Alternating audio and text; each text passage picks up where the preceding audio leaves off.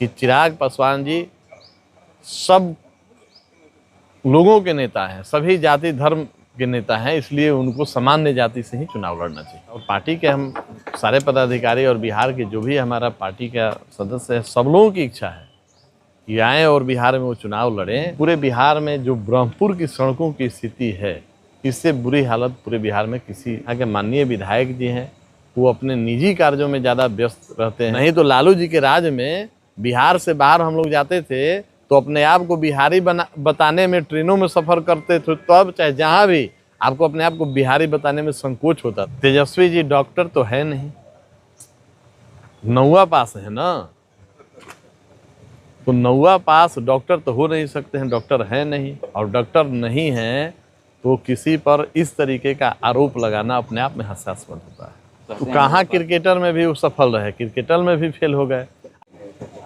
आप अभी बता रहे थे कि 9 जगह ये कार्यक्रम जी आरा से शुरुआत क्यों की जा रही है? देखिए, ये शाहाबाद की धरती, चाहे वो हमारा आरा जिला हो, बक्सर जिला हो, कमियूर, रोहतास, औरंगाबाद, अरवल, तो ये हमेशा से ये ऊर्जावान धरती रही है, और जब भी यहाँ से शंखनाद हुआ है तो उसका विजय निश्चित हुआ है। तो इसी तर्ज पर हमारे पार्टी के राष्ट्रीय अध्यक्ष आदरणीय चिराग पासवान जी ने 9 संकल्प महासभा का आयोजन, जो कि ये पहला आयोजन है, शाहाबाद की धरती पर आरा रमना मैदान में 8 जून को 1 बजे दिन में आयोजित किया गया है। क्या क्या संकल्प लिया जाएगा? हमारे पार्टी का जो विजन है, जो हमारे नेता की सोच है, जो हमारे आदरणीय नेता का सोच है, बिहार फर्स्ट, बिहारी फर्स्ट। आज एनडीए की सरकार में, डबल इंजन की सरकार में बिहार विकास के पथ पर आगे बढ़ रहा है, इसमें कहीं दो राय नहीं।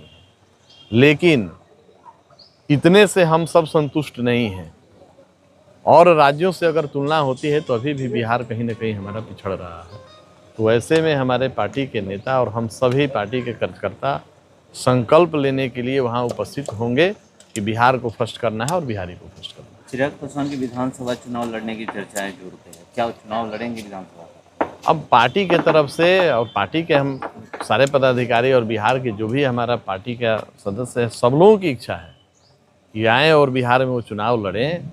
और एक प्रस्ताव भी पार्टी के द्वारा उनके पास गया है, लेकिन अब राष्ट्रीय पार्लियामेंट्री बोर्ड में इस निर्णय को लिया जाएगा और उसके स्वयं अध्यक्ष हैं, तो जब समय नज़दीक आएगा तो निर्णय लिया जाएगा। जनरल सीट से भी चुनाव लड़ने की बातें आ रही है? निश्चित रूप से हमारे पार्टी के जो भी समर्थक हैं, सहयोगी हैं, हमारे पार्टी के पदाधिकारी हैं, उनका कहना है कि चिराग पासवान जी सब लोगों के नेता हैं, सभी जाति धर्म के नेता हैं, इसलिए उनको सामान्य जाति से ही चुनाव लड़ना चाहिए। क्या सीट भी तय किया गया है कि अगर लड़ना हो तो ये? ऐसे बहुत सारे विधानसभा से पार्टी के जो हमारे जिला अध्यक्ष हैं या हमारे अन्य जो पार्टी के हमारे कार्यकर्ता और पदाधिकारी हैं, उन लोगों ने अलग अलग सीटों से प्रस्ताव दिया है। लेकिन अभी जब तक गठबंधन में सीटें तय नहीं हो जाती हैं कि कौन कौन सीटें हमारी पार्टी के हिस्से में आएंगी, तब तक उस पर हम लोग चर्चा अभी नहीं कर सकते हैं। यहाँ पर बाहरी भीतरी की बात हो रही है, आपको कहना भी पड़ा कि हम यहीं के हैं, क्यों ऐसा? अब कुछ राजनीति में कुछ लोग रहते हैं, अपना उल्लू सीधा नहीं होता है तो दूसरे पर आरोप लगाते हैं, इन सब चीज़ों में कोई दम दिलासा नहीं रहता है। ब्रह्मपुर से आप नैनी जोड़ा है, कितना देर लगा और क्यों लगा? अब हमको लगता है कि पूरे बिहार हम लोग घूम रहे हैं। बिहार का कोई शायद ऐसा जिला नहीं होगा जहां हम लोग कार्यक्रम नहीं कर रहे हैं, वहां नहीं गए हैं। पूरे बिहार में जो ब्रह्मपुर की सड़कों की स्थिति है, इससे बुरी हालत पूरे बिहार में किसी विधानसभा का नहीं होगा, जो हम देख रहे हैं। और जो सड़कों की स्थिति है जो दयनीय है, और इसके लिए निश्चित रूप से यहाँ के जो जनप्रतिनिधि हैं, जो स्थानीय विधायक हैं, उनका दायित्व रहता है।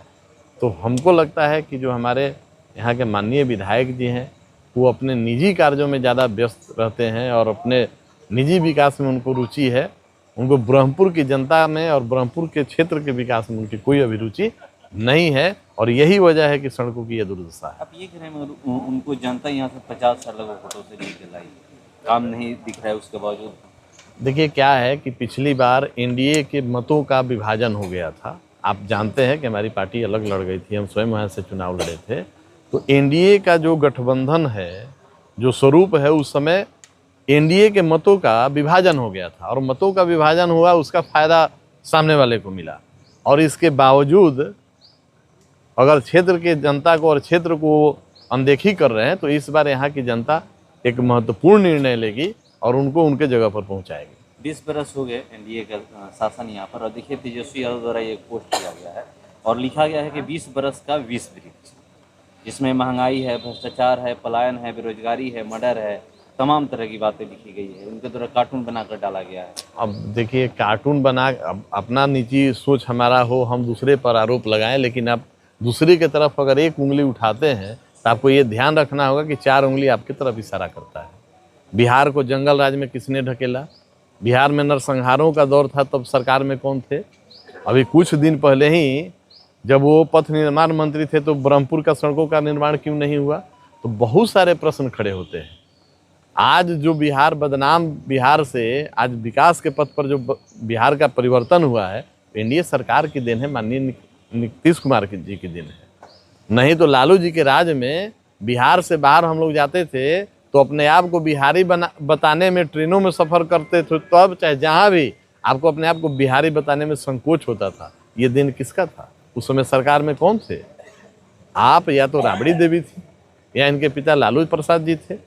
तो उन लोगों के राजकाज में बिहार की जो दुर्दशा, जो स्थिति थी, जितना पलायन हुआ बिहार से, चाहे व्यवसायियों का हो तब या हमारे बिहारियों का हो तब, उतना तो रिकॉर्ड नहीं है। अब तो हमारे नेता आदरणीय चिराग पासवान जी का जो सोच है बिहार फर्स्ट, बिहारी फर्स्ट की, जो भी बिहार से बाहर विस्थापित हो गए हैं विपरीत परिस्थितियों के चलते, सबको वापस बुलाना है। बिहार में उद्योग धंधे बढ़ने हैं और यहाँ पे रोजगार को बढ़ाना है, यहाँ पे पर्यटन को बढ़ाना है, और जो भी बेरोजगार है उनको यहीं पे रोजगार मिलेगा। जो शिक्षा के लिए बाहर जाते हैं, कोटा में आज देखिए पढ़ाने वाला बिहारी, पढ़ने वाले छात्र जाते हैं वो बिहार से जाते हैं, जो संस्थान के मालिक हैं, जो इन्वेस्टमेंट करते हैं, वो बिहार के हैं। लेकिन ये व्यवस्था कोटा में क्यों है? इसलिए कि जंगल राज जब बिहार में था तो यहाँ के व्यवसायी पलायन कर गए, यहाँ के लोगों का विश्वास भरोसा उठ गया, वही लोग बाहर जाके ये सब कारोबार किए हैं। अब क्यों ना हम लोगों का सोच है कि उनको बिहार में वापस हम लोग लाएंगे। ये कह रहे हैं तेजस्वी यादव जहाँ भी जाते हैं, जिस भी मंच पे जाते हैं, मुख्यमंत्री को बताते हैं कि अचेत अवस्था में चले गए। अब तेजस्वी जी डॉक्टर तो है नहीं, 9वां पास है ना, तो 9वां पास डॉक्टर तो हो नहीं सकते हैं, डॉक्टर है नहीं, और डॉक्टर नहीं है तो किसी पर इस तरीके का आरोप लगाना अपने आप में हास्यास्पद होता है।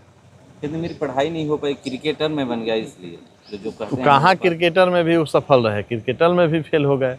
अरे बीच में माननीय मुख्यमंत्री नीतीश कुमार जी का देन था कि उप मुख्यमंत्री बन गए। अब इस बार 2025 का चुनाव माथे पर है।